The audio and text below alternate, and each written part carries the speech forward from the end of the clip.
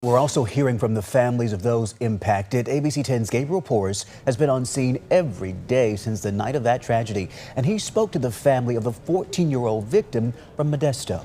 And Gabriel, tell us, what have they shared with you today? Yeah, Chris and Laura, I sat down with the family of 14-year-old Amari Peterson. The word devastating doesn't even begin to cover it. That family gathered inside of this building on Saturday to celebrate the birthday of a 2-year-old. They would have never imagined that just 48 hours later, it would turn into a memorial for their own child. I want to warn you that the details the father shares about the final moments of his young son's life are simply gut-wrenching.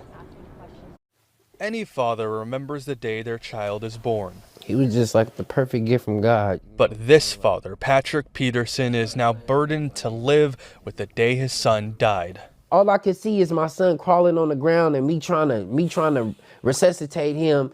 At just 14, Amari Peterson took 14 years old, bro. So this is the type of shit you condoning 500 Wante? Yeah, this ain't cool, bro. his last breath. He had one bullet hole right above his heart. Amari and his family, a few of the dozens on Saturday who were just trying to celebrate the birthday of a 2-year-old. I just heard gunshots and then the shooter came in and he came in. I turned my back and I looked at him and then I just started seeing him shoot. Just sit down. Patrick's daughter was grazed, and in the panic before he could even react, Everybody running off and then my son is just sitting there just crawling, trying to get up. So I got my baby. I had to hop back over the counter and I'm trying to see what's going on with him. I'm trying to give him CPR and the bullet and he just got blood coming out his face, and it's just something that a father should never have to go through. what no one should ever endure is now on a painful replay. Every time I get ready to lay down, I'm like laying over my son while he's sitting there breathing, trying to breathe. Every day he would. Man, bro, condolences to you, bro. You know what I'm saying? I'm a, look for if it's a GoFundMe, I think it's a GoFundMe link for Lil, bro. Rest in peace, twin. Condolences to the family once again, bro. You and your wife, bro. This shit mania, man. I ain't gonna lie to you. Yeah, bro. But we gonna get into some details, I guess, on the situation, on the matters, right, bro? You feel me? Hey, yo, what's good with everybody, man? I hope everybody's having a productive day, feeling blessed. And like I always say, it's one life, one chance. We only got one chance to do this right. Let's get it done. With that being said, man, I had some videos that I was going to do. And over the weekend, this occurred. 19 people shot, 4 lost their lives. And all this stems from gang wars and rap beefs. Yeah, Stockton's gotten that serious and that careless and that ignorant to where an 8-year-old little girl died. And the father doesn't have a lot to do with it, but because of the lifestyle has a lot to do with it. So there's going to be a lot of information that I break down the best that I've gathered. And let's get right into the video. And let's get right into the video. And they're talking about they don't condone shit like that. You sound like a bitch. We condone all that shit. We condone it, but we didn't do it. So, nigga, oh God, don't put that on us. Now, first and foremost, my condolences to the kids that lost their lives in a gang war and a gang shooting that took place at a Stockton children's party. 8-year-old, 12-year-old, a 14-year-old, and a 21-year-old, so far from what I've read. The intended targets in this particular video they were hit. Some of them were hit, but didn't die. It was just kids. And that's why I dropped the video that I did on my other social medias, blaming every Stockton rapper for their lyrics. Facts, bro. Facts, bro. Run around here making all that weird ass music, promoting this weird shit. And I ain't gonna lie, some of the intended targets, bro, was eating burritos the next day, bro. Acting like nothing really happened, bro. You know what I'm talking about? Like, their lyricism and their gang instigations that they do on their Instagrams and on their lives, and how these other gang blogs just pay attention to the narrative and continuously recycle it and recirculate the information to continue the gang wars. These gang wars are serious. And bloggers that share this gang wars and share their posts, oh, this is what he said, well, this is how he said, this was his response. Y'all adding fuel to the fire, and these gang wars are getting that much more extreme because now they could just see it from a blog and it take offense to when a blog posts it as opposed to watching their enemy's stories. What kind of life is that being a gang member, posting on an Instagram, and then you go look at your enemy's Instagram for a response? Y'all just can't just call each other on the phone. Hey, if it's really that serious, meet me right here, bro. Challenge you to a duel. You know what I mean? Throw the glove down on the ground. Nah, they go forever disrespecting each other on the Instagram post. And then they make music videos about it. And then they drop subliminal disses in a lot of these music videos about the gang wars, dissing one another. What's crazy is there's a lot of loose alliances that take place. From what I've gathered so far, even though 4 people got arrested in Lewis Park Blood area in their neighborhood, 4 people, it was like an adult woman and like an adult young teenager and like 2 kids, and a white vehicle that they used for the drive-by. They're all conspiracy charges as of now. But everybody was jumping to conclusions like it had to be EBK because of the intended targets. These rappers were the intended targets. And Nell, then you got Dougie Threes. Hold on, bro. I couldn't help but notice the address that them people was picked up at. Did you catch that, bro? And I ain't gonna lie, I've been noticing some strange shit. I ain't gonna bring it up at this time, bro. I might towards the end of the video. Stay tuned, bro. This shit's strange. Nano was there, and this Norteño Manos from Vario Latino Locals was there as well.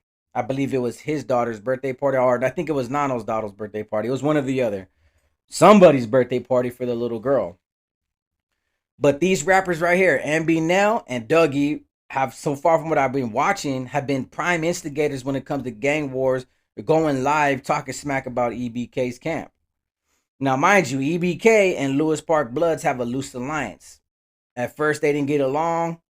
Then being locked up in the pen, being locked up in the juvies and the counties, they started to get along. Then they started pulling off skits together.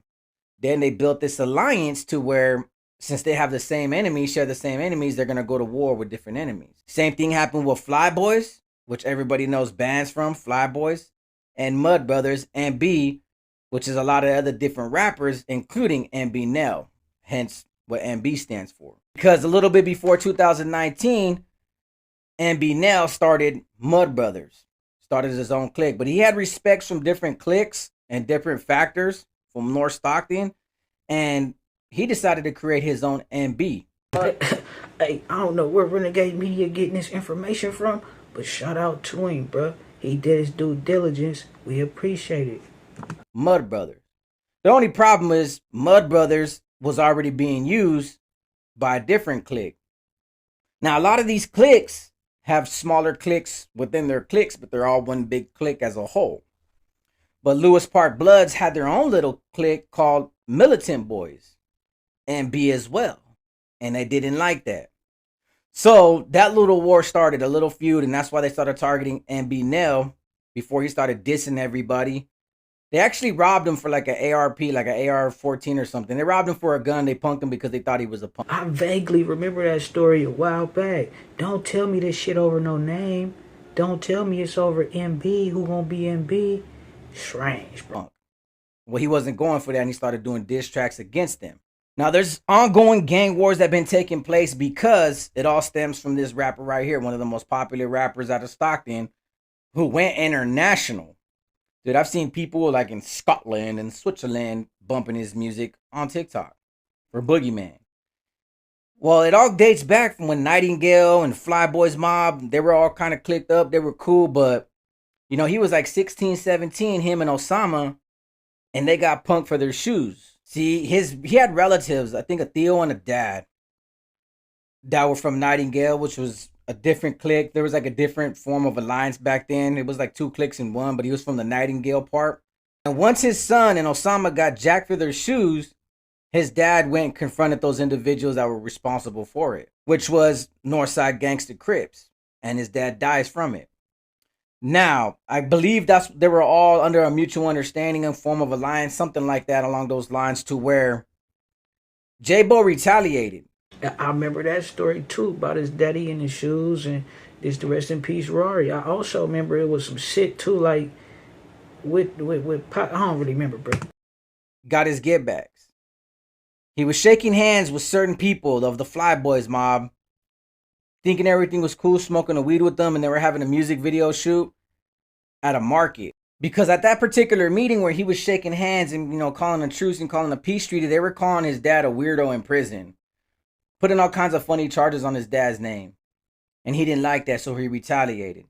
So even though he was shaking hands with these individuals and smoking weed and about to do a music video with them, he blindsided them. He snaked them at this particular market where they were doing the video shoot. It was called Eminem's Market, and allegedly they blamed EBK and his little crew that he was starting.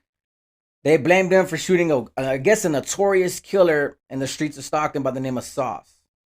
Just shot him in the head. Sauce didn't die, but Sauce was known to put a lot of bodies underneath his belt. Sauce died years later, but they shot Sauce in the head, and that's what started this crazy gang war between Nightingale and Flyboys.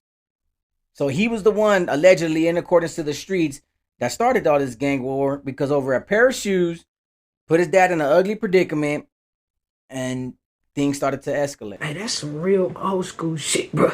You try to take somebody's shoes? Come on, bro. That's hella many.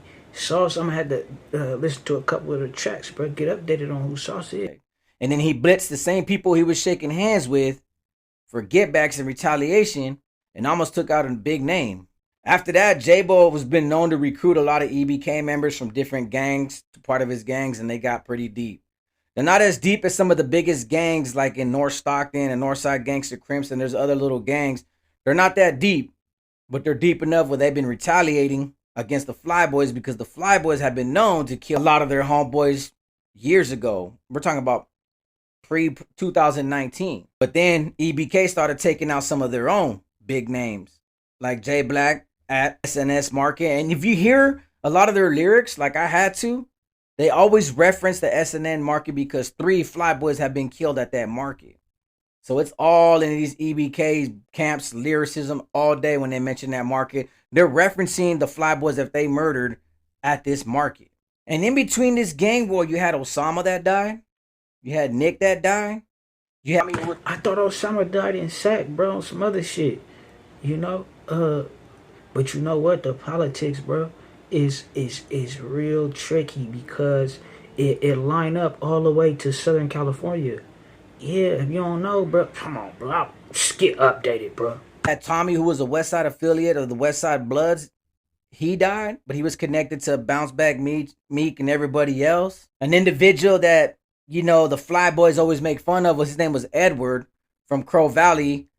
He wasn't like that, like a gang affiliated like crazy, but they had, I guess, some type of friendship because when Edward died, a lot of the EBK camp was posting them all on their Instagram.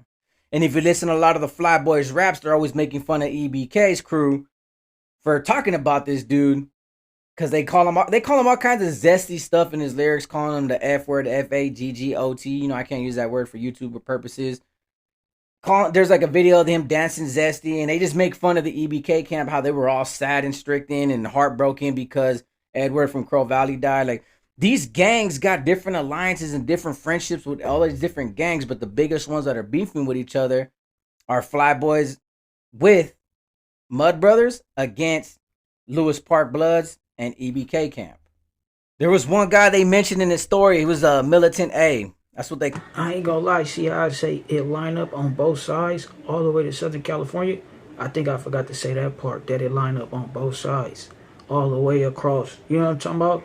It's like I was thinking about who, like, when, you know, with this situation with MB Neil, you know he cool with, what's his name? Nigga Stupid Young dog. Yeah.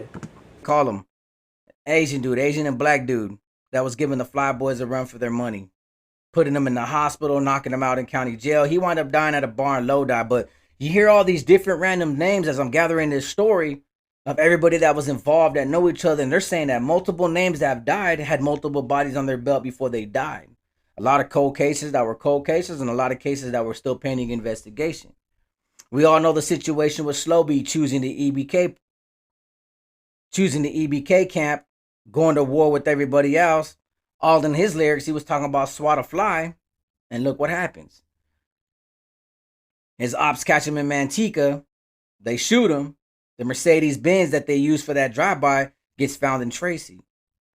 Then let's not to forget the videos that I've done about bands from Flyboys Crib. 2019 because he ran his mouth in county jail for a different case to an undercover inmate because he wanted to outrank other people that had bodies in there and bragged about his case. And then next thing you know, I do a video and everybody else does a video about him. He was beefing with EBK, J-Bo, and that whole EBK camp. A lot of diss tracks going on, a lot of subliminal words. Yeah, bro. So, shout out Renegade Meter. First off, did his thing on that one, went and did the research. Refresh my memory a little bit about some of this shit, right? Yeah, it's a tricky game. I smell a Rico. You know what I mean? Or some real high-powered shit coming down the pipeline, bro. You know what I mean? You say, catch a case, don't snitch. That's Mendo. That's Mendo. You know what I'm talking about? Nigga, this shit getting treacherous, though, bro. Like I say, rest in peace to the people who lost their life. Lil Amari, rest in peace to his, condolences to his family. And I'm gonna leave you with this, bro. The devil in the details, bro. You know what I'm saying? They say they on whoever trail, never know. Then they said they didn't arrested the lady. Remember the address, bro? The address was strange, first off. Then they talking about they didn't arrested 2 minors, a lady, and it sounded like, okay, yeah, it sounded like she was the chauffeur. I ain't gonna lie, bro. Shit, y'all niggas, let me know what y'all think. We on to the next. Say ho, you can't be playing with that paper, ho. Nigga need that yaper, need it now and not later, ho. Say ho, you can't be playing with that paper, ho. Nigga need that yaper, need it now and not later, ho. Say ho, you can't be playing with that paper, ho. Nigga need that yaper, need it now and not later, ho. Say ho, you can't be playing with that paper, ho. Nigga need that yaper, need it now and not later, ho. Say ho.